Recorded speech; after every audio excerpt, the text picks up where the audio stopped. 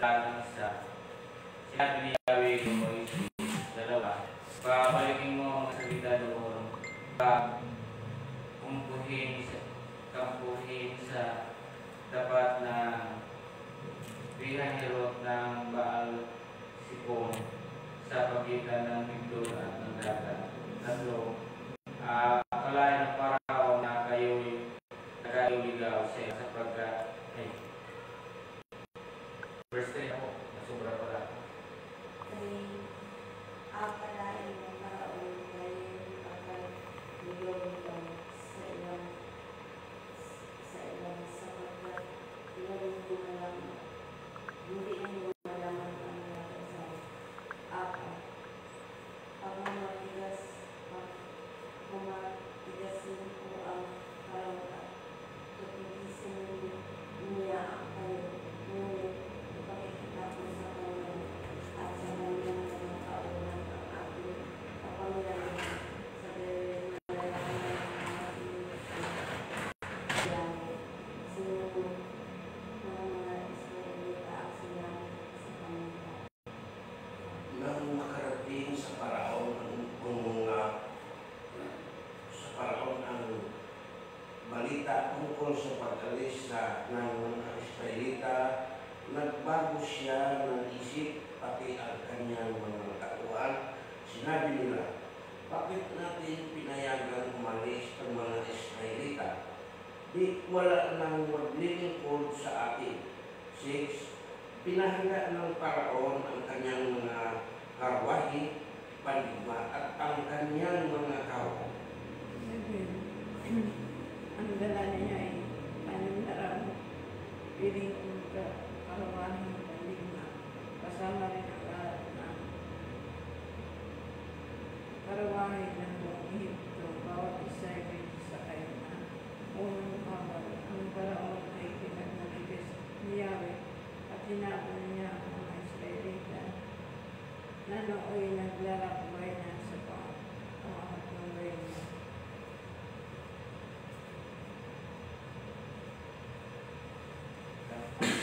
Dalatan siya. Hinabol nga sila ng mga Egyptyo ng mga kawal ng Parao. Sakay ng kanilang kahuay, inabot nila ang mga Israelita sa tabing dagat, malapit sa Pihahiroth sa tapat ng Baal Sipon. 10. Pinagharian ng matinding takot ang mga Israelita nang makita nilang dumarating ang Parao ng mga Egyptyo. Kaya dumaning siya kay Yahweh. Sila. 11. Sinabi nila kayo sa amin kaya kung kami tingala sa ilang parang ng mga tayo. Maalis mo kami sa Egypto, hindi ba't bago tayo umalis ay sinabi sa amin sa iyo na hindi ko lang kami sasabi ko.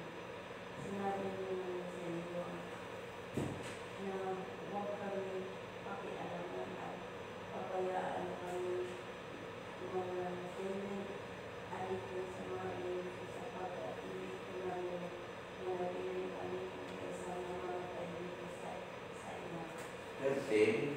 Sumagot si Moises, lakasan ninyo ang inyong loob, huwag kayong matakot, tignan na lang ninyo kung paano kayo ililigtas ngayon niya.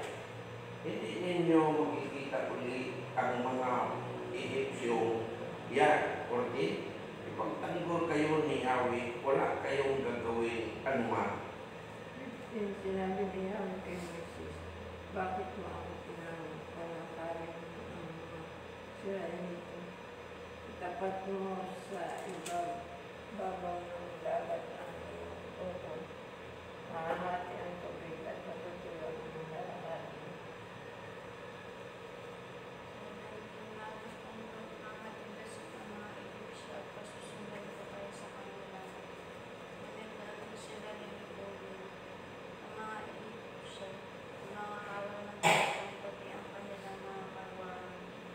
Makikita ko sa kanila ang aking kapangyarihan. Itin sa gayon malalang Talatang 11. Ang anghel ng Diyos na pumapatnubay sa paglalakbay ng mga Israelita ay nagpatihuli sa kanila, gayon din ang haliping ulap. Talatang 20. Ang ulap ay lumagay sa pagitan ng mga Israelita at ng mga Ehipsyo. Lumatag ang kadiliman. Dumating ang gabi at ang Ehipsyo ay di makalapit nga sa Israelita.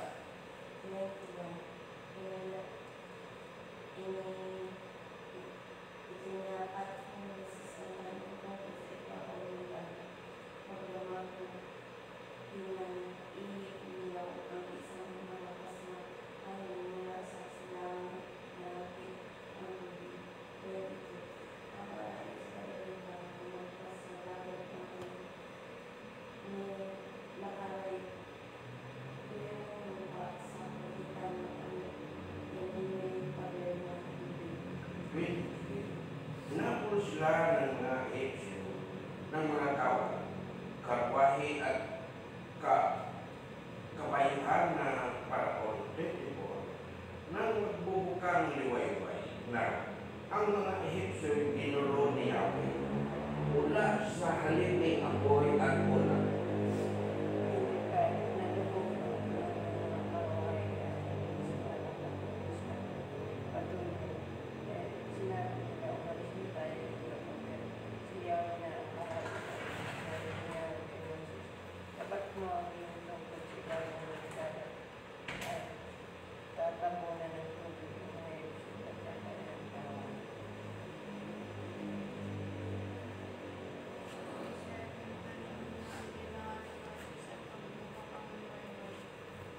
Balik sa dati ang dagat. Ang mga Ehipsyo nagsikap makatakas ng pinalakas ni Yahweh ang dating ng tubig kaya't sila hinulog ng dagat. 28 nang manauli ang dagat na talunan ang mga karwahe, kabayan ng Paraon, pati ang kanyang mga kawal at walang natirek sa mga. Nagpinagbulit ang mga Israelita na kalit si Pawel dito ang dinaanan sa territory ang naging pagkakulit. Ilang araw niya ang mga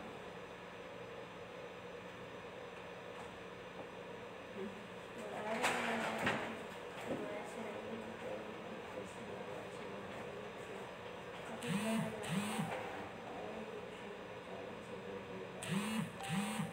Kapag Dahil sa kapangyarihang pinakita ni Yahweh laban sa mga Ehipsyo, nagkaroon sila ng takot sa kanya at sumampalataya sila sa kanya at sa alagad niya si Moises. Labing 5, talatang 1. Ito ang ginawin ni Moises at ang mga Israelita para kay Yahweh. Itong si Yahweh ay awitan ko sa kanyang kinamtang dakilang tagumpay. Ang mga kabayo at kawan ng kaaway sa puso ng dagat, lahat natabunan.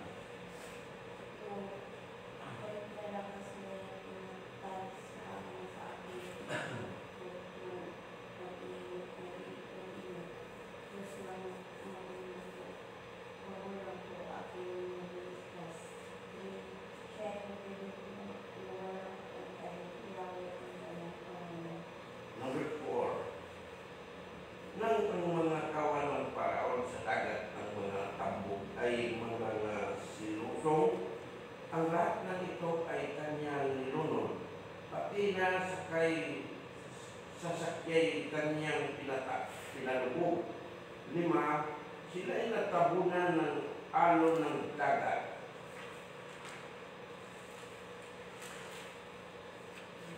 Tulad nila ay batong lumubog kaagad. Aning tama ka. 6. Ang mga BCD ang walang katulad, dalang katulad, walang kasunod. Sa isang kasunod, kaaway mo, mangalat. Mangalulungan din sa iyong mga kaaway. 7. Iyong nilupit ang mga kaaway ng pagkakatila ng iyong tagumpay. Sa alam ng init ng oras, pagkay para sa kanilang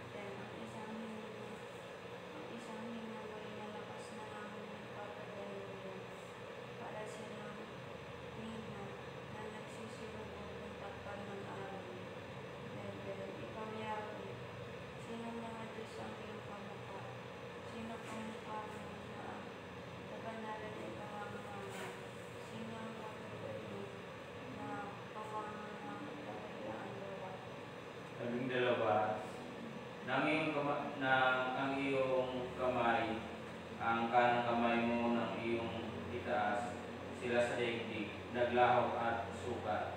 13, tapat kang mangako ang iyong tinugos inaakay sa bayan mong banal. 14.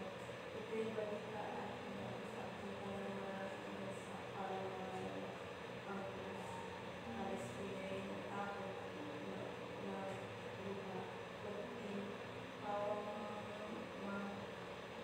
Matimbal ang Panginoon at kiluwat kasilatan ang mga dating kauman mo lahat ng panay siniraan mo. 16. Lahat sa kanila ay sinidlan ng takot dahil sa taglay mo na birong lakas. Sila ay parang batong di makakilos hanggang makaraan. O dakilang Yahweh ang iyong bayan, makaraan lahat ang iyong tauhan. 17. Sila'y dadalhin mo sa panig mong bundok, sa lugar ng itinanggi mo para maging iyong lubos, at sa santuarong natayo ayon sa iyong loob. Ikaw, Yahweh, mag-aaral pa kayo naman dahil sa mga Israelita ay ng mga kawan na ang mga kawan ay nasa gitna ng dagat. Maging pinaabas ni Yahweh ang tubig na lamunan ng araw ng mga kawan ng kawan samantala mga Israelita ay kayo ang dinadaan.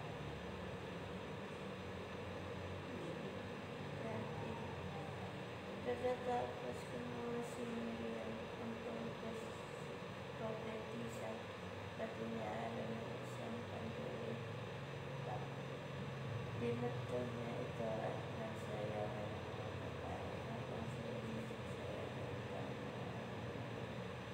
Pariyon si Yahweh dahil sa kanyang pagkampay ng mga kasalanan ng mga tao. Ito pinaalalak ni Moises ang mga Israelita at umalis sa bagat ng mga tambo patungong ilang nansyo. 3 araw na silang naglalakbay at malakas silang nakikita ng tubig. Sa wakas, dumating sila sa batis ng Mara ngunit hindi nila mainom ang tubig nito dahil sa kapaitan.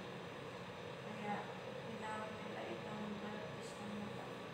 24. Nagreklamo kay Moises ang mga Israelita, ano ngayon ang iinumin namin? 25. Dahil dito dumaing si Moises kay Yahweh, itinuro naman sa kanya ang isang putol na kahoy. Kinuha ito ni Moises at inihagi sa tubig na walang kaitniyon. Doon sinubok sila ni Yahweh at binigyan ng tuntunin.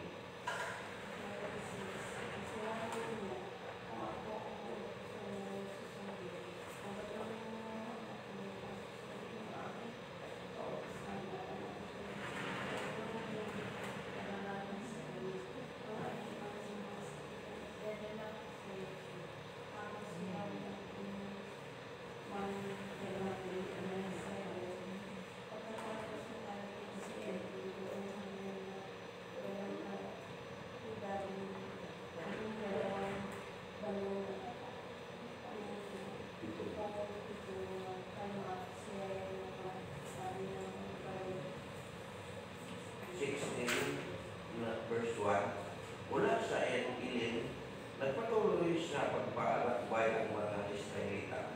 At ika-15 ng ikalawang buwan, nang sila'y dumating sa ilang ng Sin, sa pagitan ng Ilim at Sinai. Ang mga Israelita nagreklamo kina Moises at Aaron.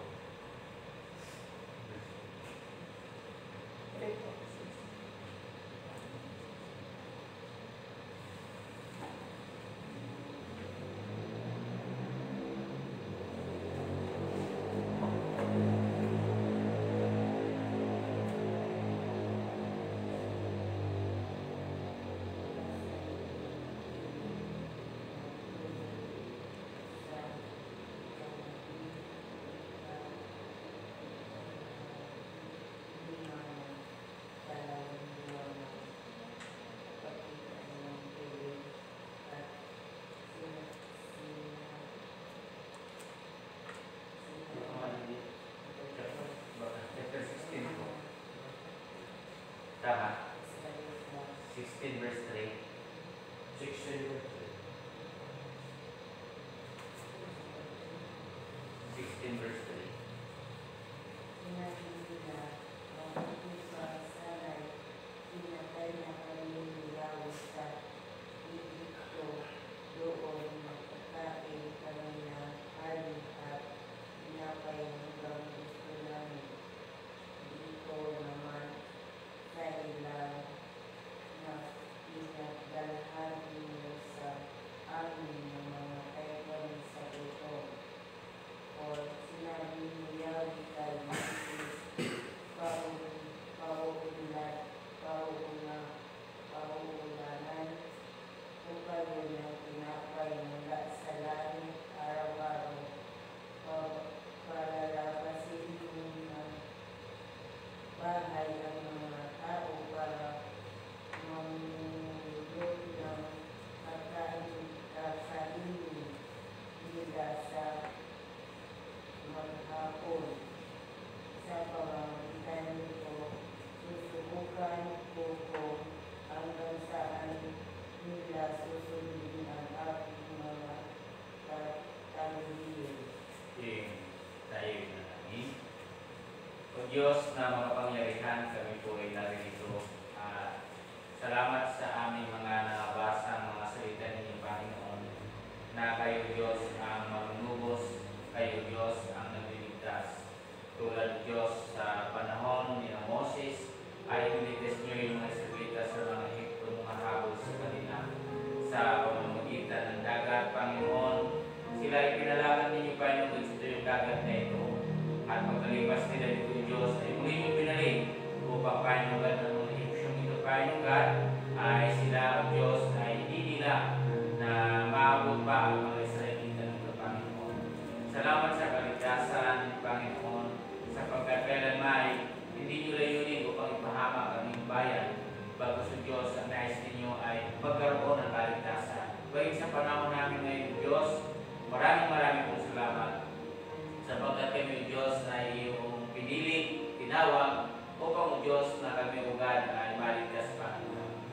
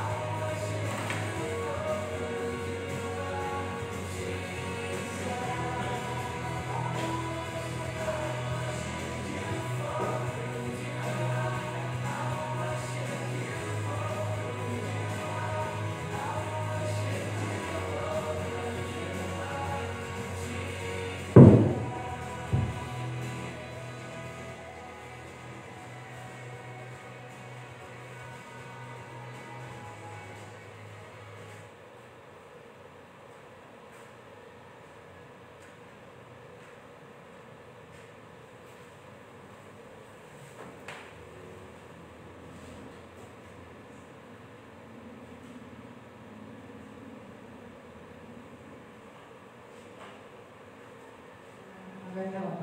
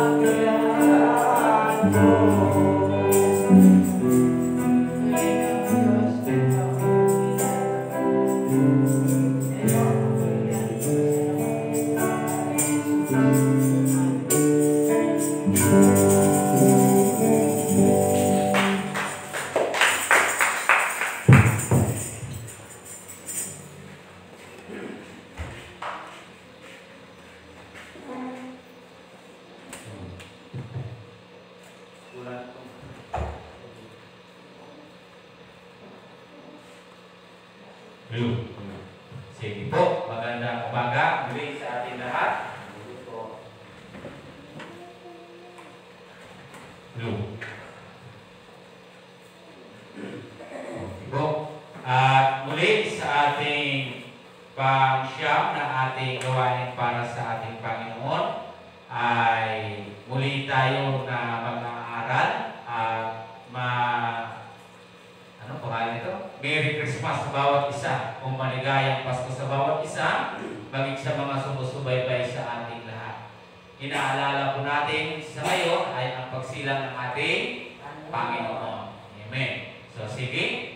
So, ang ating bubuksang talata o aklat ng Biblia ay sa aklat po ng Juan, pangkat 14, talatang 23. Okay po? So, pwede po ba ang lahat ay tumayo? At samahan po ninyo ako sa pagbabasa sa talata nito. Isang versikulo lang naman po ito. At pag-usapan po natin ngayon, Jesus came and we will lead Him into our homes. Sabi diyan, dumating si Jesus at papasokin natin siya sa ating mga tahanan. Amen? So ito po isang sadya ng ating Panginoon na siya ay papasokin natin sa ating tahanan o sa ating mga puso. Okay, sa aklat ng Juan, pangkat 14, talatang 23.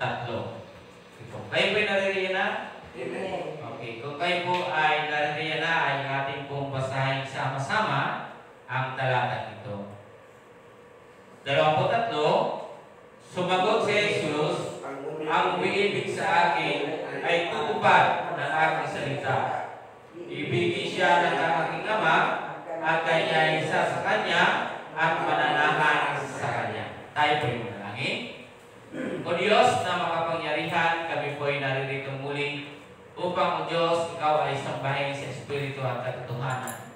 Salamat o Diyos sapagkat kami ay binigyan niyo ng lakas at sa umagang ito, pinagpapasalamat din namin o Diyos ang buong magnabag na kami yung binantayan.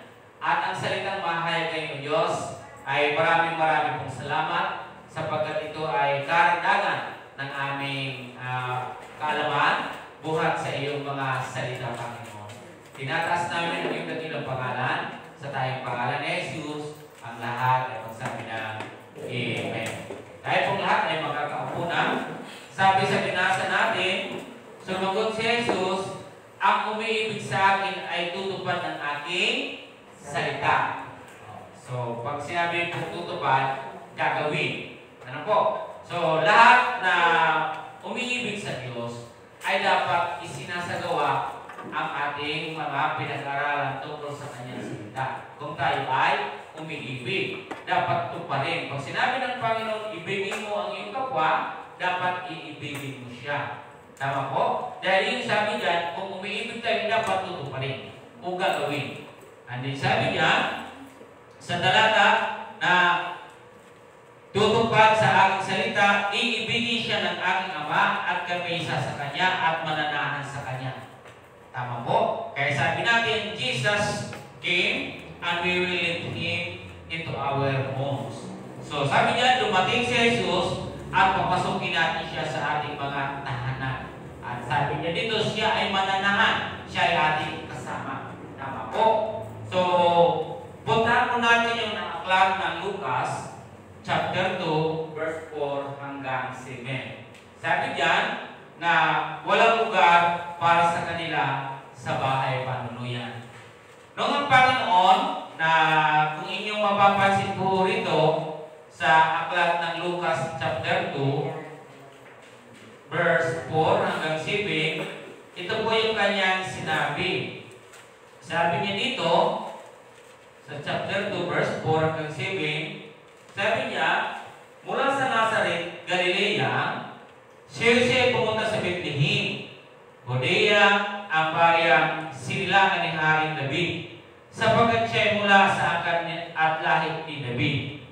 Kasama niya umuwi upang magpatala rin si Maria na kanyang magiging asawa na nooy kaganapan.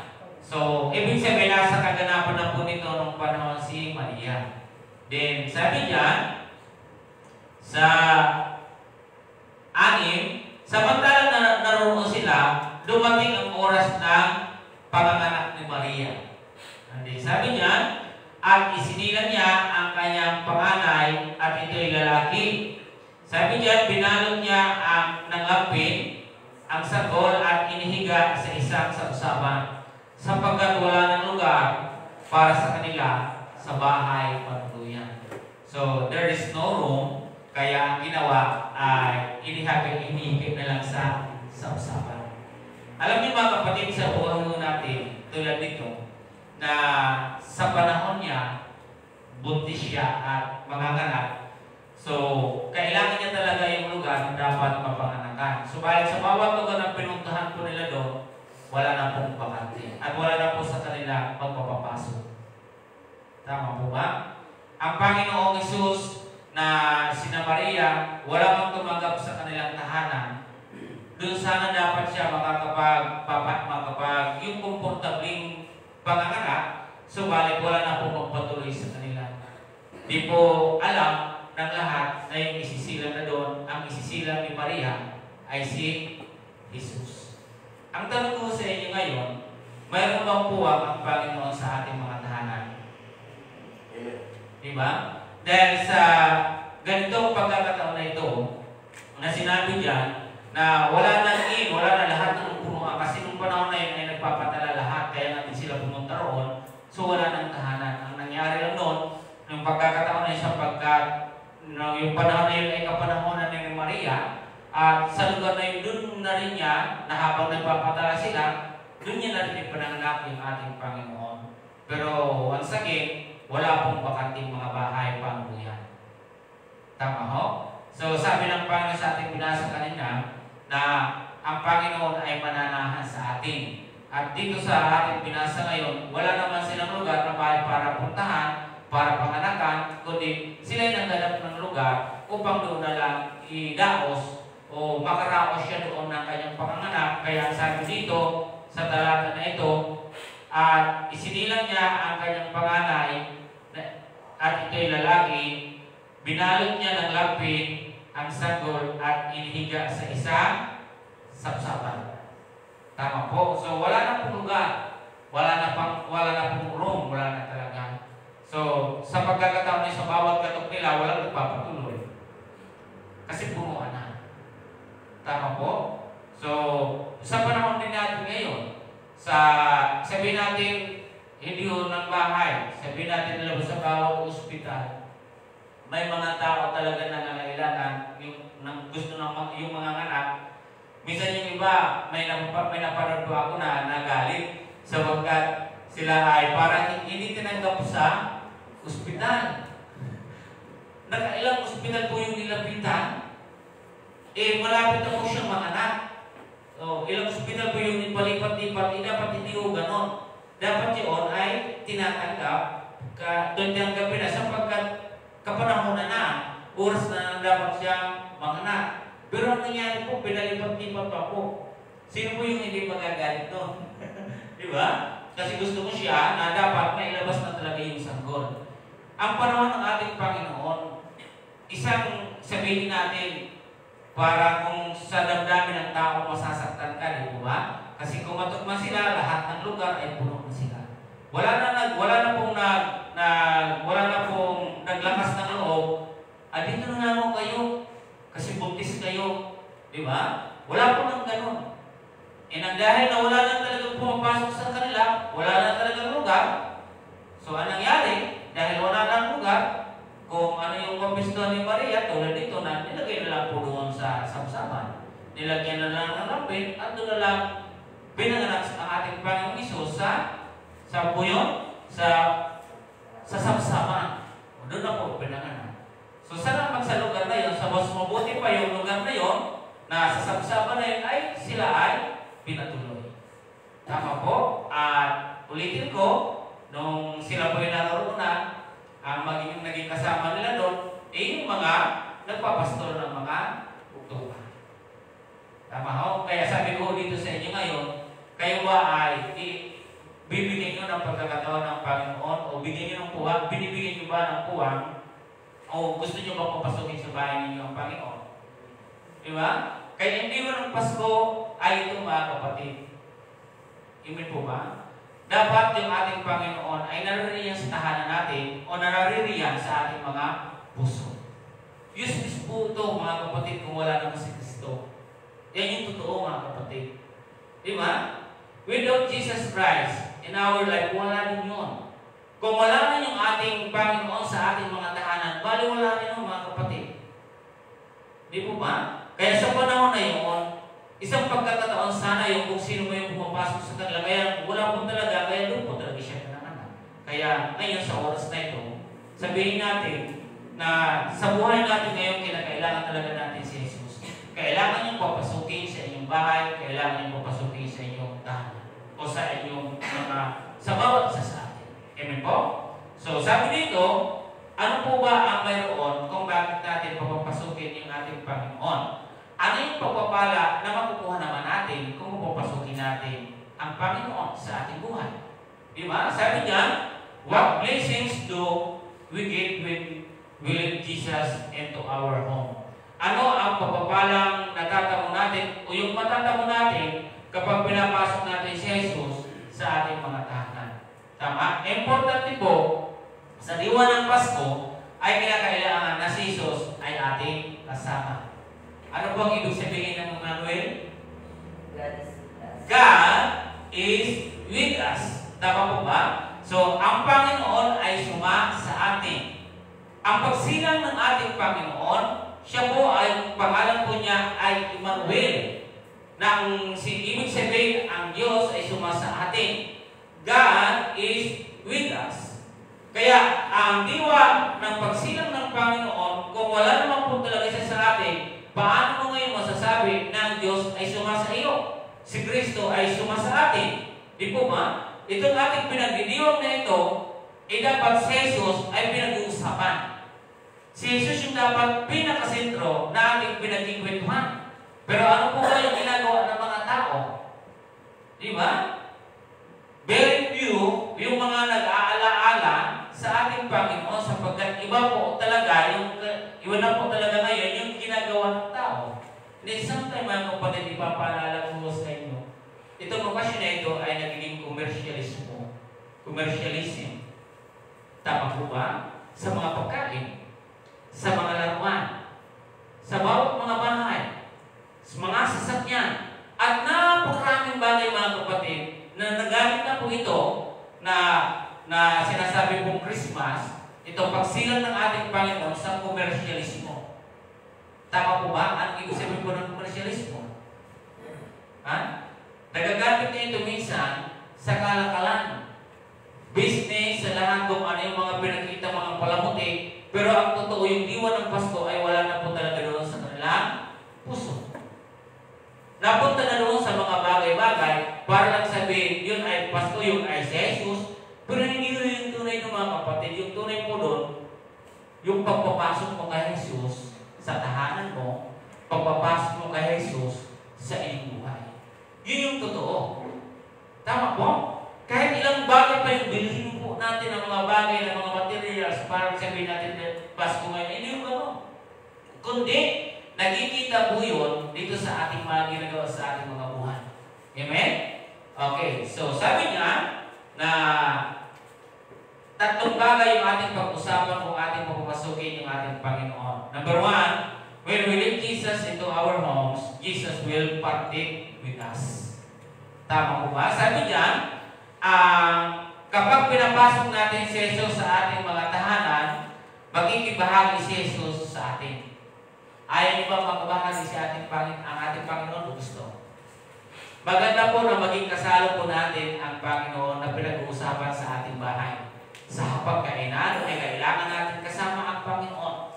Ano po yung sinabi ng aklat sa Revelation? Sabi po diyan sa Pahayag, chapter 3, verse 20, ito po yung kanyang sinasabi. Nung panahon po, anong ginagawa po ni na Maria para siya ay makapanganak? Pumunta po sila doon sa bahay panuluyan. Mayroon po kami dito, mayroon po ba kayong bakante? Wala na po. Hanap na lang po kayo ng iba. Kaya, sige lang po, lakad ng lakad si na Maria, naghahanap ng lugar. Pero wala talaga silang mapasukan. Di ba? Kumakatok, tumatawag, tao po, mayroon pa po kaming lugar para makatuloy sa pagbuntis ako? Ay, wala na po, puno na. Di ba? So, masakit sa isang nangangailangan ng lugar na hindi naman pinagbibigyan. Ano pang sinabi po ng Biblia sa aklat ng Revelation 3:20? Sige nga po, sama-sama tayo. Sabi diyan, nakatayo ako sa labas ng pintuan at tumutugtog. Sabi niya, kung diringginin man ang aking tinig at bubuksan ang pinto, ako'y papasok sa kanyang tahanan at pagkasalo kami kakain. Pinapasok ba si Maria? Ang isang bagay na pagtanggi, hindi maganda. Di ba? May mga bagay na pagtanggi na tama, may mga bagay na pagtanggi naman ay mayroong mali. Pero ito mga kapatid, sa panahon na ito, sabi diyan dito sa talata, ako'y kumakatok. Di ba? Sila'y tumatawag, mayroon po ba kaming lugar para po sa amin kasi ako po ay buntis? Ay wala na po ma'am, sorry, doon na lang kayo sa iba, ganap. Baka mayroon pang bakante, punta na lang kayo roon. O di punta na lang si Maria. Pero alam niyo po ba kung sino sinapupunan sa loob sa sinapupunan ni Maria? Sino po? Si Jesus. Di po ba? Hindi literal na kumakatok si Jesus sa kanila. Si Maria mismo yung nagsasabi kung mayroon pang lugar. Wala na po puwang. Wala na po ditong bakante. So, tinanggihan na po sila. Wala na po talaga silang lugar. Pero sabi ni Jesus, sabi po dito sa ating binasa, na nakatayo ako sa labas ng pintuan at tumutugtog. Diba? Are you willing to allow Jesus to enter in your home?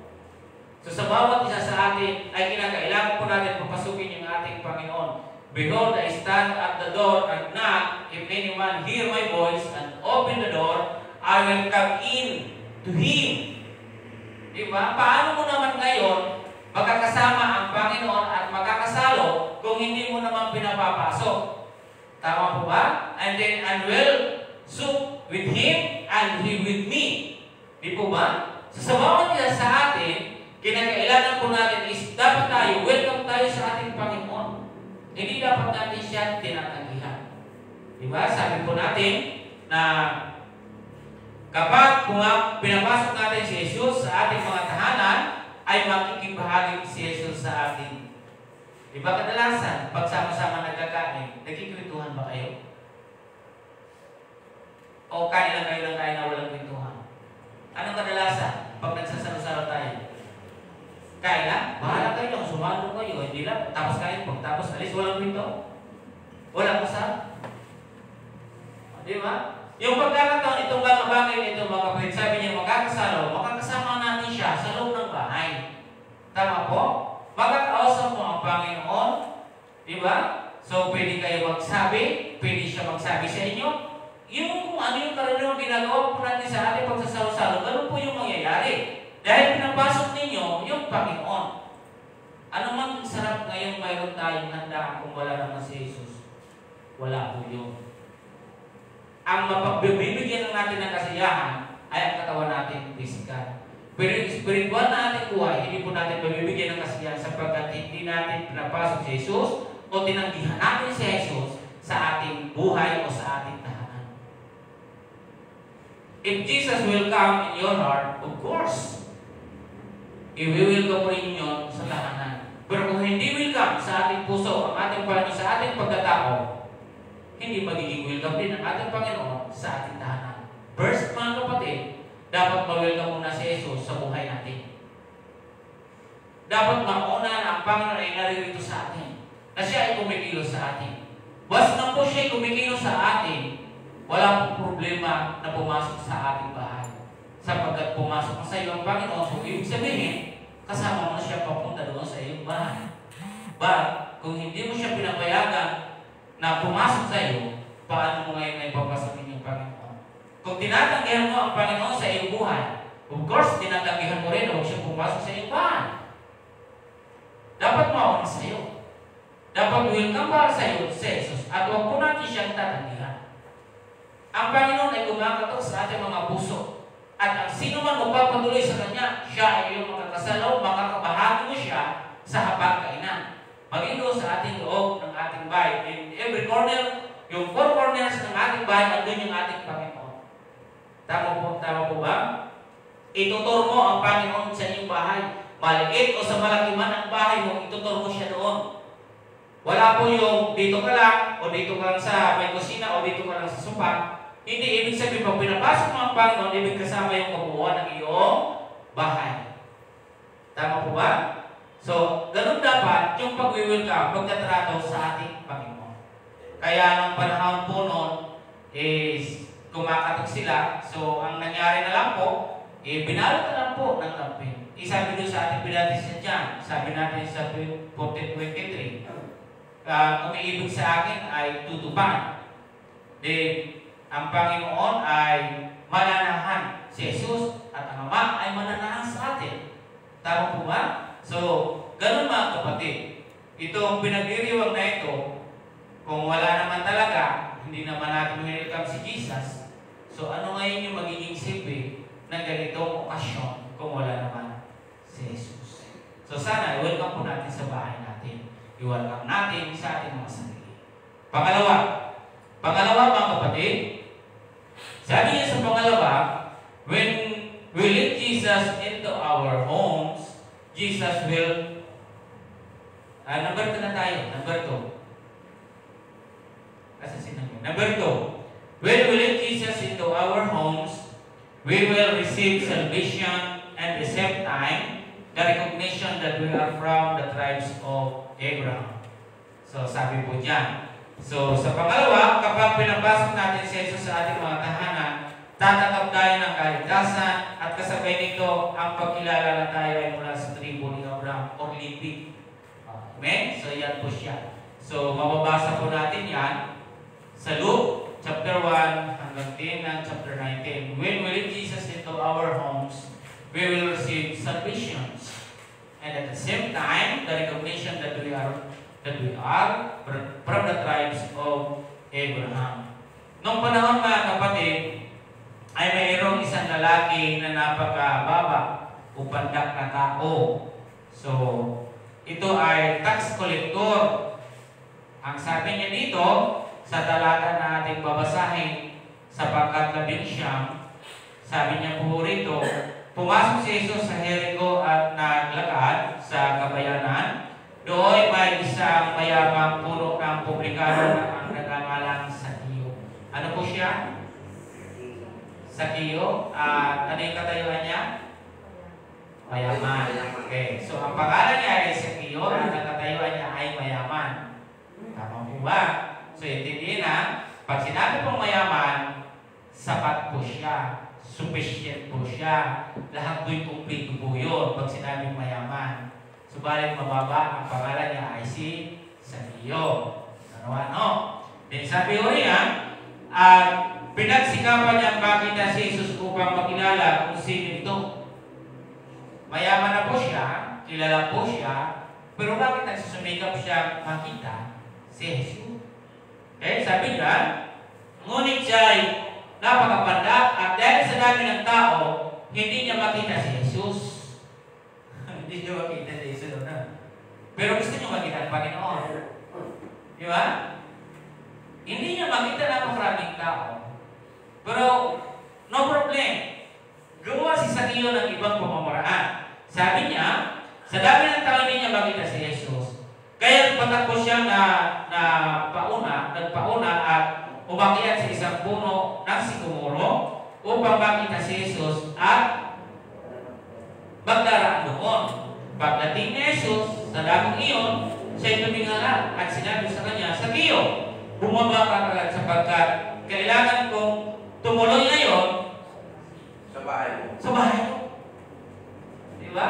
So, padat siya, may mga panahon na hindi niya makita. Alam niyo yung tao, may paraan kung gusto niyang makita ang Panginoon. May paraan kung gusto niyang sambahin ang Panginoon. Siya ay mayaman.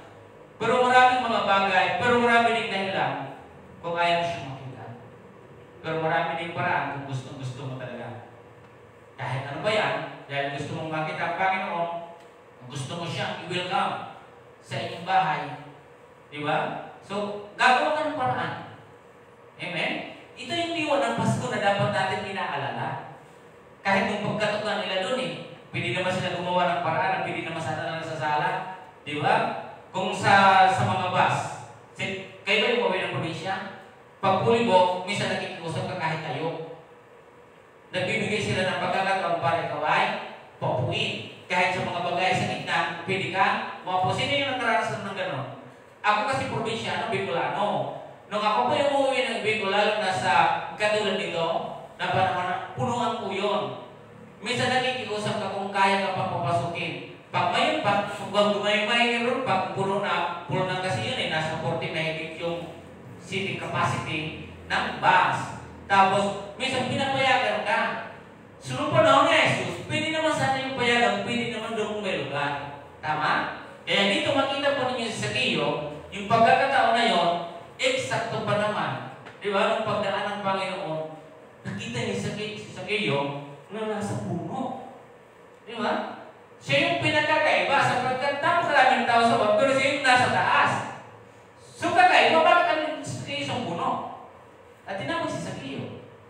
Sabi ng Panginoon, Jesus, kailangan kita sa Zaccheo, tutuloy ako sa tahanan niyo. Welcome ba niya si Jesus? Pinapasok niya ba si Jesus? Diba? Ito yung Pasko Ito yung diwa ng Pasko, mga kapatid. Diba? Kaya ang sabi ko dito sa ating binasa, na pag kasabi sa kanya, Zaccheo, bumaba ka agad sapagkat kailangan kong tumuloy ngayon sa bahay mo. Nagmadali siyang bumaba at tuwang-tuwa na tinanggap si Jesus. Sa pagtanggap natin ng bahay, hindi lang basta wala. Dapat ikaw ay masaya. Tinawag ka ng Panginoon. Una sabi natin kumakatok. Ngayon, nakita ka ng Panginoon. Di ba? Tinawag ka. At tinanggap ni Zaccheo na tuwang-tuwa. Anong po yung sigla kung tatanggapin natin ng Panginoon? Kasi pwede mong patuloyin, pero ikaw ay napilitan. Di ba? Pwede patuloyin din si Jesus pero baka napilitan lang ngayon para patuloyin, wala naman talaga yung sigla para papasukin siya. Kalakip nun mga kapatid sa pagpapasok po natin sa ating Panginoon, ay dapat ano yung tuwa, ano yung sigla, masaya ka lang tinatanggap mo siya. Tama po ba? Wala po ba kayo ngayong mga trabaho po ay dagdagan natin ng konting minuto kasi maganda po pag-usapan po ito. Tama po? Kasi Christmas naman ngayon, Pwede nyo ba akong pabigyan? Amen. Diba? Kaya sabi dito, sa pagkakataon na ito, ay sabi niya nagmamadali siyang bumaba at tuwang-tuwang tinanggap si Jesus. Lahat ng nakita nito ay ang bulong-bulungan. So hindi maiwasan na wala makakita kasi sa doon ay maraming tao. So, bakit siya tinawag? Diba? Tandaan niyo po, mayaman po siya. Ang mga mayayaman, mga kapatid, ay hindi lang nila kailangan yung pera. Hindi lang nila kailangan yung sufficient na mayroon sila. Kundi kailangan din nila si Jesus. Ibig sabihin, kaya niyang talikuran ang lahat na mayroon siya basta gusto niya talaga makita si Jesus. Kaya mo yun. Diba? So, isipin niyo yung mga kapatid kaya niyang talikuran kung anong mayroon siya. Ang gusto ko makita ko si Jesus kung sino siya. Gusto ko siya makita. Wala siyang pakialam doon kung anong mayroon siya. Mayaman siya, pandak siya. Wala siyang pakialam doon kung gusto niya na makausap, makita yung ating Panginoon. At kung maaari, tawagin ako at pagpapatuloy ko siya. Ganun kasi yung kanyang aura ng kanyang buhay. Gusto ko siyang makita kung ako ay mapasin, papupuntahin ko siya sa bahay. Alam niya ng Panginoon. At alam din dito ng ating Panginoon yung ating mga puso. Sa karamihan ng tao doon, alam ng Panginoon kung ano ang nilalaman ng puso ni Zaccheo. Tama po ba? Kaya sabi dito, sa talata, lahat ng kanila ito ay nagbulong-bulungan. Nakituloy siya sa isang makasalanan. Ang tao ay sadyang mapagsusga. Diba? And then sabi niya, wika nila, tumayo si Zaccheo at sinabi, Panginoon, ibibigay ko po sa mga lukha ang kalahati ng aking ari-arian, at kung ako may nadayang sino man, 4 na ibayo ang sasauli ko sa kanya. At sinabi sa kanya ni dumating ngayon sa bahayan ito. Libre ni Abraham ang taong ito sapagkat naparito ang anak ng tao upang hanapin iligtas ang Naligaw. Naligaw si Zacchaeus sa kanyang buhay. Hindi ko sinasay sa ang kayamanan may iba't ibang mga pinagagalingan. Tama po ba? Pipili po yung kayamanan o pag-aaral mo ay pinanggalingan sa pinagpawisan sa mabuting pamamaraan. Subalit may kayamanan din na hindi nanggaling sa mabuting pamamaraan, kundi ito ay nanggaling sa kasamaan. Naniniwala kayo na hindi lahat ng kayamanan ay nanggaling sa kabutihan. Ang ibang kayamanan po ay minsan nanggagaling po siya doon sa kasamaan o nanggagaling doon sa iba't ibang mga pag-ugali ng tao kaya ka nagkakaroon ng kayamanan. Ang nais ng Panginoon, nanggagaling yung ating lahat ng pag-aaral sa mabuting pamamaraan. Walang nilalamangan, walang dinadaya, lahat ay nasa mabuti. Tama po? Bakit ko po yun nasabi mga kapatid? Si Zacchaeus mismo ay nagsabi, kaya kapag pumasok po si Jesus sa atin, sa buhay at bahay natin, mararamdaman mo talaga kung ano talaga yung presence niya. Tama po? At talagang makakaramdam ka ng kakaiba kay Jesus. Kaya ang sabi niya nga dito di ba? Anong sinabi po niya dito? Na binanggit niya, sabi niya, na tumayo sa akin sinabi, Panginoon, ibibigay ko po sa mga dukha ang kalahati ng aking kalahati. Ibibigay niya yun sa mga dukha. Ito yung Pasko di ba? Marunong kang magbigay, marunong kang mag-share. Ang pagsilong ng Panginoon ay marunong kang mag-share. Hindi ka dapat nagdadalawang isip. Di ba? Minsan ang mga ninong, nasaan na ngayon? Nasaan na yung mga ninong? Nasa probinsya na. Ngayon, ang ganda na ng teknolohiya. Ninong, kung saan ka man, mayroon pong Gcash yung aking mami. Habulin ka. Habulin ka. O di kaya, ninong, pagbalik mo, kailan ka babalik? O di ba, minsan yung ninong, hindi sinasabi ko kailan babalik. Di ba? May Gcash na ngayon Kaya wala nang ligtas. Kaya kung kayo ay mayroon inaanak, yung mga inaanak po ninyo, yung nanay ninong, may mga Gcash din. Wala na tayong ligtas. Yung Gcash nyo na lang po ninong inahin, regalo. Ipadala nyo na lang po sa Gcash. Di ba? So yung mga nanay ngayon, di ba? Kasi papasok lang doon, mga Gcash. Di ba? Tingnan nyo po si Zacchaeus. Kalahati gusto niya ibigay. Kasi naramdaman niya kung gaano pala kasarap na ma-meet si Jesus. Ganun pala pag ating nakikita, ganun pala si Jesus pag pumupunta sa buhay natin. Kahit kalahati na mayroon siya ibibigay niya. At di ba nun, ano ba yung sinabi niya? Kung mayroon na daya. So, ilang ibahay yung ibabalik? Apat na ibahayo. Tama po ba apat? Apat na ibahayo. Liban po doon sa kalahati ng kayamanan, kung mayroon na siyang dadaya, sabi niya, ibabalik ko ng apat na ibahayo. Alam mo sa isang tao, may nadaya na 100. Baka ibibigay niya? 400. Kasi apat na ibahayo. Ibig sabihin, nagpunta pa siya at tinubuan niya ba yung kanya dadaya. Isipin niyo mga kapatid, yung karunungan na nanggaling sa Panginoon pag pumapasok sa atin. Di ba? Wala nang panghihinayang sapagkat ang alam mo kung sino yung kaharap mo, si Jesus. Siya ang tunay na Diyos, siya yung pinagmumulan ng lahat ng bagay. Aanin ko man yung nadaya ko. Kung may tao naman akong nasagasaan, may tao naman ako na napariwara dahil sa akin. Hindi ko yung maganda. Ang diwa ng Pasko ay nagbibigay tayo ng pag-asa. Nagbibigay ng pagkakataon sa ibang tao. Share your blessings. Tama po ba? Ganun po yung ginawa. Kaya sabi ng Panginoon, sa bahay na ito ay narito yung kaligtasan. At di ba yung binabanggit po natin, sabi diyan, when we lead Jesus into our home, we will receive salvation and the same time the recognition that we are from the tribe of Abraham. Libre rin ito. Di ba masaya? O kaya si Sakeo, yung pinakadulong po dito, naparito ang Panginoon sa binanggit niya po rito, sapagkat naparito ang anak ng tao upang hanapin at iligtas ang naligaw. May mga naliligaw talaga, lalo na sa paghahangad ng mga bagay. At huwag tayong maliligaw. Maliligaw ka talaga kung wala talaga si Kristo. Tingnan niyo mga kapatid si Sakeo.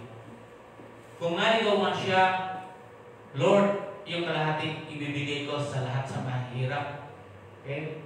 At kung mayroon akong nadaya, naligaw ako, mayroon akong nakubit, ibabalik ko ng 4 na ibayo. Ibabalik ko yun. Di ba? Ganun mga kapatid na yung kanyang deliverance, yung kanyang kalayaan sa kanyang buhay. Tama po ba? Lagi yung tatandaan ang kasiyahan mo ng buhay ay wala po doon sa anong mayroon tayo. Kundi si Jesus kapag naririyan sa iyo. Tama po ba? Bakit po nasabi? Anong sinabi po nung tinanggap niya? Di ba siya ay tuwang-tuwa? Hindi po siya nalungkot na sinabi, ay wag po kayo pumunta kasi maglilinis pa po kami dun eh. Wala po mga kapatid na nabanggit dun ha. Nung sinabi po noon na ako ay tutuloy, wala po siyang pang-aalinlangan. Wag po muna kasi maglilinis muna. Wala akong ganung usapan doon, kundi tuloy. Ano man yung abutan, ano man mayroon doon, basta si Sakeo, tara po tayo. Hindi minsan sa atin, pag tutuloy, ay tingnan mo na, alhin ko muna din lang. Ay hindi yung ganun, Sakeo, tara po na. Ganun ka-welcome si Jesus sa buhay ni Sakeo. Asa na gayon din sa atin. Kapag ganun yung mangyari po sa ating mga buhay, ang kaligtasan na yan, naririyan sa iyo, naririyan sa bahay mo, at yung kanyang pagkilala ay naririyan sa bahay niyo. Pinakilala. Hindi katulad po dito ng iba dito, ano sinabi? Ginadis agad si Sakeo, ito sumakasalanan. Kilala si Sakeo sa kanilang lugar na makasalanan. Na ibig sabihin, nagkukupit o nandadaya sapagkat siya isang tax. Diba? Tax collector po siya. So palagay ninyo, yung mga tax collector hindi nandadaya? Hindi nagkukupit? O, diba? So, ibig sabihin, may alam din si Sakeo kung bakit niya yung nasabi, mayroon siyang guilty siya. Wala namang sinabi ang Panginoon eh. Pero siya mismo yung nag-open ng sarili niya. Kasi naramdaman niya yung presensya ng Panginoon. Ganun po pag nakakaharap natin ng Panginoon, kung si Jesus ay pinapapasok sa puso natin, pinapasok sa bahay, mararamdaman talaga natin ang lahat. Parang lahat ng bahay, gusto ko ng Panginoon ganun mabago. Gusto ko nang mawala yung mga bagay-bagay sa ating buhay. Kaya ganun po yung kanyang nangyari. Nung nangyari po sa buhay ni Sakeo. Amen? So, kanina, sabi natin, i-welcome natin ang Panginoon, kumakatok po siya. Siya ay ating makakabahagi, makakasama. At ang pangalawa, yung binanggit po natin, naroon yung kaligtasan at liban doon, may kasama pa siya, recognition. So, sabihin lahat ng nakinig doon, yung mga nasabi, dahil ibig pala sa niya ni Abraham, ng aming ninuno. O, di ba? Ikaw ay i-recognize ng Panginoon. Hindi mo kailangan pilitin na, Panginoon, ipangalaman mo, sabihin mo na ganito ako. Hindi ganun. Si Jesus mismo ang magpapahayag kung sino. Di ba? Hindi mo na kailangan tumayo mo yung microphone at sabihin mo, ako po ay mayamang tao. Hindi mo ganun. Kahit hindi ka magsalita, ang Panginoon yung kikilos para kilalanin ka. Pero kung ikaw mismo yung magpapakilala sa sarili mo, kaya yun. Mas mismo ang Panginoon yung nagpakilala kay Sakeo na ito ay libing ni Abraham. Tama? So hindi mo kailangan magbuhat ng bago. Kaya na si Jesus ang magpakilala sa iyo. Amen? Pablik at ang ating pagkatuto. Kunti namang minuto yung aking na-adjust na po. Kunti lang naman. Okay, so 3. When we lead Jesus into our homes, choosing Jesus is better than choosing anything else. Ang sarap, ibuwa. Itong iwan ng Pasko, mas pinili niyo pumunta rito kaysa doon sa ibang mga bagay na alam niyo maganda naman. Pero mas magandang piliin si Jesus. Amen? Ganun dapat yung ating aura ginagawa. Sabi diyan, na kapag pinapasok natin si Jesus sa ating mga tahanan, ang pagpili kay Jesus ay mas mabuti kaysa anumang bagay. Diba? Ang daming tao ngayong aligaga. Pinili nila na maging aligaga. Pinili nila na magluto kasi pinili nila si Jesus to entertain Jesus. Mas ginusto nila na piliin yung mag-aligaga. Di ba? Mas pinili nila yung maggasto na andyan si Jesus na dapat i-welcome na wala kang igagastos. Minsan nalulungkot nga ngayon iba eh. Nag-aligaga pero wala naman i-aligaga. Anong ginagawa? Kung ano yung mayroon mo kayo dito, sa panahon ngayon na okasyon na ito, yun lang yung dapat yung gawin. Tama po? Huwag na kayong mabibili at pipilitin niyo ba yung sarili ninyo na kayo naman din yung mahirapan. Huwag na kayong mangungutang. Ngunit, hindi niyo yung kailangan sapagkat kayo naman din yung magsasuffer nun. Piliin niyo yung mabuti. Ano man ngayon kung sabihin na wala kayong handa, hindi niyo yung kailangan ninyo. Ang iyong piliin, si Jesus na nariyan nakasala natin, nakasama mo. Amen po ba? Hindi natin pwede makipagsabayan kung saan kami-kanino. Piliin mo lang si Jesus. Isang magandang bagay na yun. Tama po ba? Kung pipiliin mo yung mga bagay na wala naman si Jesus, hindi ka nakapagpili ng mabuti. Mas pinili mo yung isang bagay para mapasaya mo yung sarili mo, mapasaya yung kapitbahay mo, mapasaya yung makatingin sa iyo. Pero ang pinakamaganda ngayon na dapat mong piliin, choose Jesus. Ito yung pinakamabuti sa lahat. Tama po? So, ito, nung panahon po na sa Lucas, chapter 10, verse 38 to 42. Ang sarap ng ating, ang ganda ng ating tinadalangin, mga kapatid po, ano? Kung paano natin i-welcome si Jesus. Ito, sa panahon niya. Sabi niya dito, 38. Sabi, nagpatuloy si Jesus at sa kanyang mga alagad sa kanilang paglalakbay at pumasok sa isang nayon. Balukod siyang tinanggap ng isang babae nagalang Marta sa tahanan nito. Ang babae ito ay may isang kapatid na Maria na ang pangalan. Naupo ito sa paanan ng Panginoon at nakinig sa kanyang tinuturo. Tama? Ano sabi niya? Alala si Maria ay si Marta sapagkat kulang ang kanyang katawan sa paghahanda. Kaya lumapit siya kay Jesus at nagwika, Panginoon, sabihin nga po ninyo sa kapatid kong tulungan naman ako. Ngunit sinagot siya ng Panginoon, Marta, Marta, naliligalig ka at abalang-abala sa maraming bagay. Ngunit isa lamang ang talagang kailangan. Ang talagang kailangan. Pinili ni Maria ang lalong mabuti at ito'y hindi aalisin sa kanya. Kapag pinili mo si Jesus, hindi ito aalisin sa iyo. Pag piliin mo yung mga bagay sa oras nito, maya-maya o bukas, tapos na yun. At mayroon pa yung lata.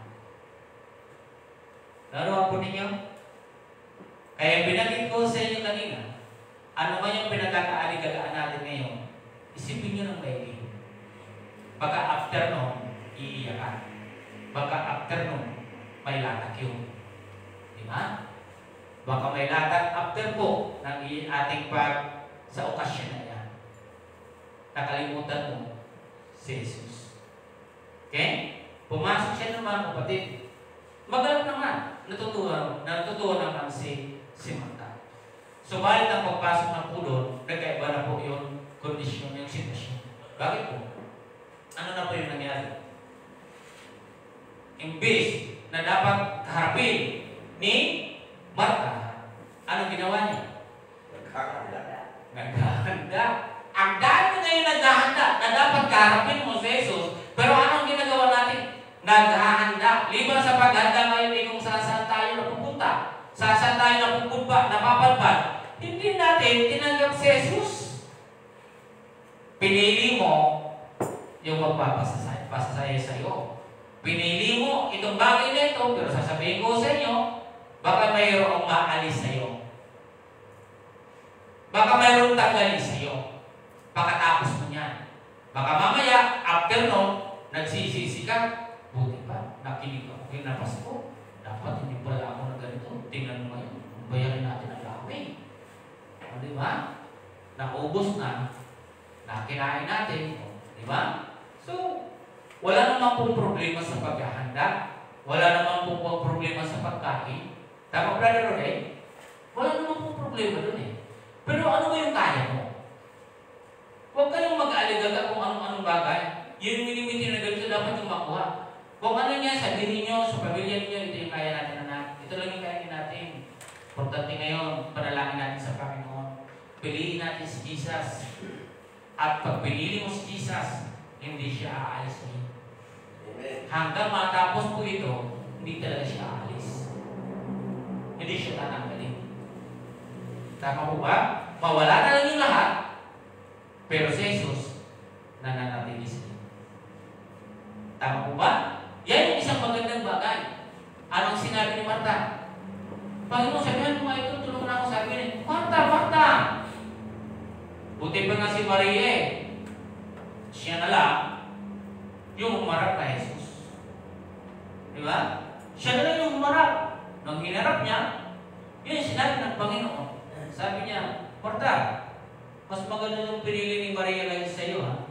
Mas pinili nito na ako ay kausapin, mas pinili din nito na ako ay kaharapin, mas pinili niya, komportable siya na maging kausap ko siya. Pero ikaw, iba yung gusto mo. Nag-aaligaga ka at utusan mo pa ako na sabihan si Marta, matulungan ka, sino yung kausap ni Jesus? Sa dalawang ito, pinili ko yan, go. Pinili niya ito, go. Ano man yung pipiliin natin sa panahon ito, dahil pinili mo yan, sa iyo. Kung pipiliin mo si Jesus, hindi ka niya aalis, hindi siya aalis sa iyo. Pero kung pinili mo itong mga bagay na ito, kasama mo siyang mawawala sa iyo. Di po ba? Kaya, ang liwa ng Pasko, mga kapatid, sabi niya, papasukin natin ang ating Panginoon sa ating puso, sa ating buhay, papasukin natin sa ating tahanan. Tama po ba? Kung ang Panginoon Isus nga ng panahon ay hindi winilkaw, once again, yung mensahe ng talata natin ngayon, dapat natin papasukin si Jesus. Huwag natin siyang tatanggihan. Tama po ba? Ano mang sitwasyon o kalagayan mo sa buhay, hindi mo kailangan tanggihan sapagkat ang Panginoon papasok siya para ikaw ay tulungan. Kausapin, ano man yung bawat problema, ang Panginoon ay iyan para sa atin. Tama po ba? Kaya sabi doon, narito ako, kumakatok sa pintuan. Kung ako ay papapasukin ninyo, ako ay yung makakasalo, makakabahagi. Pangalawa, ano yung pangalawa natin? Na, ang Panginoong Isus kung siya ay ating papapasukin, yung kaligtasan at yung pagkilala ay yung makakamtan. At kung iyong pipiliin si Jesus, mas maigi. Kaysa piliin mo itong mga bagay na nangyayari ngayon na mawawala kinalamunan. Tama po ba? So, after po, hindi lang itong taong ito ng mga nakalipas, ano ang kadalasan maririnig po ninyo sa mga tao? After po ng 25, then after po, ano kadalasan naririnig? Ang laki ng bayarin. Ang laki ng bayarin. Minsan, wala ako pera. Walang pera. Di ba? Ubos. Oh, di ba? Wala. Ito po yung resulta, aalisin. Samantala, kung pinili mo si Jesus, hindi siya mawawala sa iyo. Andiyan ang Panginoon, ano man yung oras na kailangan mo siya, ano man yung kakulangan mo, ang Panginoon ay patuloy na magbibigay sa iyo. Tama po ba? Sapagkat siya po yung kasapatan ng ating buhay. Amen po? Okay, sa ating pagtatapos, sabi po nito sa aklat ng Joshua 24:15, "But as for me and my household, we will serve the Lord." Noong panahon na yun, pinapili po niya yung kanyang mga kasama. Sige, mamili kayo. Saan kayo maglilingkod? Sa idol, mga Diyos-Diyosan? Sige, pumili kayo. Kung doon kayo, sige, pumunta kayo. Pero, sabi ng Joshua, ang aking sambahayan ay mananatiling maglilingkod sa Panginoon. Diba? So, we will serve the Lord. We will serve the Lord. As for me and my house, we will serve Okay? Ito po yung binanggit ni Josue. At maging sa panahon natin ngayon, kinakailangan po natin na ako o kayo o yung bahay natin ay dapat naglilingkod sa Panginoon. Sapagkat pag tayo naglilingkod, hindi siya aalis. Pinili mo siya para paglingkuran. Amin po? At sabi diyan sa Matthew 7:24-27, puntahan po natin. Matthew 7:24-27. Ay, ano po yan? 24. 7:24 po ba? Ay, Lucas pala ito. Kaya pala iba yung laman. Kaya pala iba yung laman ng aking talata kasi Lucas. Sabi diyan, kaya't ang bawat nakikinig at nagsasagawa ng mga salita kong ito, di ba yung binasa natin kanina, ay matutulad sa isang tao matalino na nagtayo ng kanyang bahay sa ibabaw ng bato. Umula ng malakas, bumaha at binayo ng malakas na hangin ang bahay na iyon, ngunit hindi nagiba sapagkat nakatayo sa ibabaw ng bato. Ang bawat nakikinig ng aking salita at hindi nagsasagawa nito ay matutulad sa isang taong hangal na nagtayo ng kanyang bahay sa buhanginan. Umula ng malakas, bumaha at binayo ng malakas na hangin ang bahay, bumagsak ang bahay na iyon at ubusan. Dalawang tao, ano po yung isa? Hangal, ang isa ay matalino. Pareha sila, nagtayo ng bahay. Subalit magkaiba ang kanilang pundasyon. Ang pundasyon na isa ay bato, ang pundasyon na isa ay buhangin. Alin ang madaling masira? Ang buhangin.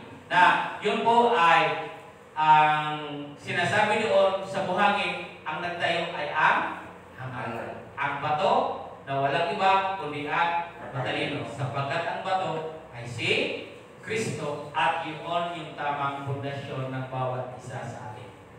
Tama po? Kaya kung ang bahay natin naroon si Jesus, magiging matalino, magiging maayos, magiging matatag. Anumang problema, anumang baha, anumang unos, mananatili ka nakatayo. Sapagkat ikaw ay isang matalino nakatayo sa ibabaw ng bato. Subalit, kung ikaw ay isang hangal, ang mangyayari sa iyo pagdating ng problema, wasak yung bahay, madaling mag-iba, madaling i-ano, lahat ay mawawala, lahat ay alisin. Pag si Kristo ay narinig sa iyo, choosing Jesus in your life, siya ay mananatili at hindi aalis sa iyo. Ngunit kung pipiliin yung mga bagay, aalisin kayo din sa iyo.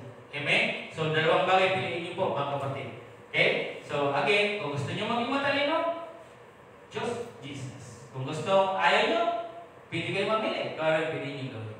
But today, Merry Christmas, maligayang Pasko sa bawat isa sa pagsilang ng ating Panginoon.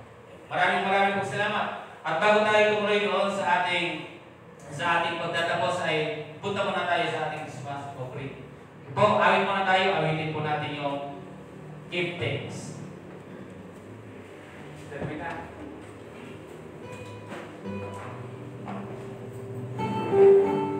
Kita na namin din.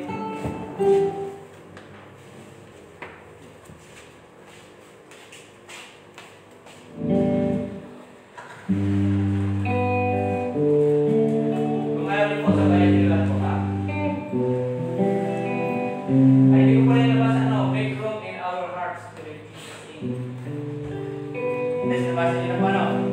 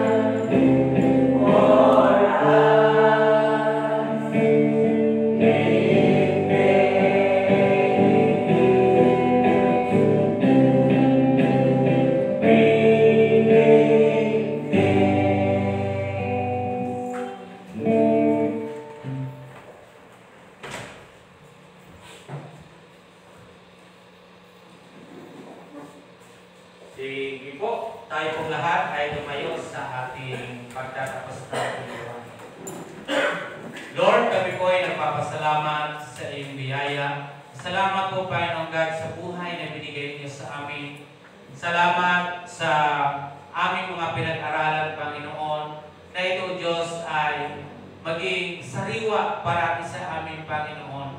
Salamat, O Diyos, sapagkat inaalala namin ngayon ang iyong pagsilang dito, Panginoon, sapagkat, O Diyos, kayo ay dakila, Panginoon. Lord God, harinawa maging sa mensahe namin ngayon, huwag namin tatanggihan kayo, Diyos. Bagos tumikrom, Panginoon God. Gumawa kami ng paraan na patuloyin kayo, Panginoon, sa amin, na may saya, may sigla, na tinatanggap talaga namin kayo, Panginoon. Lord God, pagpalain niyo ang bawat isa, maging sa buong araw na ito, aming Panginoon God, na aming dinudulog sa inyo ang bawat miyembro ng simbahan, lahat ng mga bata at kabataan, mga magulang, mga nasa ibang bansa namin, mga kapatid, na kung saan, kung sila man ay nalulungkot, aliwin niyo po sila, Panginoon. Bawat pamilya, bawat mga kapatiran, huwag niyo pong pababayaan. Even Lord, lahat ng mga pastor, missionaries, Lord, damay kayo ng mamunahan. Pag di mong nawa ang aming bansa sa iyong kapanganakan, na yung diwa, Panginoon God, na kapanganakan po ninyo, Diyos, ay may sa buhay namin. Hindi lang sa mga material things na ito, Panginoon. Lord, pagpalain niyo ang bawat sa amin. Lord God, umaas kami na kayo ay gagabay, Panginoon. At kayo, Diyos, ang papagtubay sa amin. Matapos man ito, Panginoon God, kayo ay kasama pa rin namin, Panginoon God, at hindi kayo kailanman mawawala sa amin, Panginoon. At pangako niyo ito, Panginoon God, ay hindi niyo ito aalisin, O Diyos. Salamat, Panginoon, sa lahat ng naririto, lahat ng mga sumusubaybay sa amin, harinaway pagpalain niyo ang bawat isa, Panginoon. Minsan pa, Panginoon God, bagay sa amin, pag-iwalay, baon namin ang mga aral na binigay ninyo sa amin. Ito, Diyos, yung taling maging gabay po namin, Panginoon, upang hindi kami mangaligaw, Panginoon. Lord God, maraming paraan na pili namin gawin kung nandiyan sa iyo. Maraming mga bagay na pili namin, O Diyos, gawin. Maraming, Panginoon God, na pili namin, O Diyos, na tagilitin kayo, Panginoon. Ibigay niyo lang sa amin lagi, Panginoon, inyong kagalakan na hanapin namin kayo. Hanapin namin kayo, Diyos, ng buong puso, Panginoon. Salamat sapagkat ikaw ay naging kabahagi ng buhay namin, kasalo namin sa araw-araw. Maraming pagsalamat. Muli, Diyos, amin sa iyo pinagkakatiwala ang lahat ng ito, Panginoon. Ingatan niyo po ang bawat isa habang ang bawat isa ay ginagawa yung pagdiriwang ng iyong pagsilang, Panginoon. Ang tanging nais namin, ang layo namin, ingatan niyo ang bawat isa. Ang importante, mayroon kami ngayon pundasyon na baon namin habang kami nagdiriwang na nauna namin kayo, Panginoon. Sinabi niyo sa iyong salita, seek ye first thy kingdom and his righteousness, and all these things shall be added unto you. Thank you, Panginoon. Tanggapin po natin yung ating, buksan po natin yung ating isipan, ang ating puso, at tanggapin po natin yung biyaya ng ating Panginoon. Harinaway sa mga ating lahat ang biyaya at pagpapala ng ating Panginoon Kristo, ang pag-ibig na walang hanggan ng ating Diyos, at sa pag-isa o pagpisa ng Malang Espiritu Santo ay sa ating lahat, ngayon at magpakailanman, ang lahat ay magsabi na. Amen. God bless and bless ang bawat isa. Ito ating gawain tulad po nito na devotion, simbang madaling araw, mananatili po yung ating Bible reading. So, every quarter day, araw-araw, may Bible reading po rin po. Hindi po yung mawawala. Tuloy-tuloy po ang matatagalan po natin is yung simbang madaling araw. Amen po? If you are willing to attend Bible reading every morning, bukas po yung simbang quarter day ay bukas na po ito para po sa ating Bible reading. Amen po? Salamat at God bless sa bawat isa.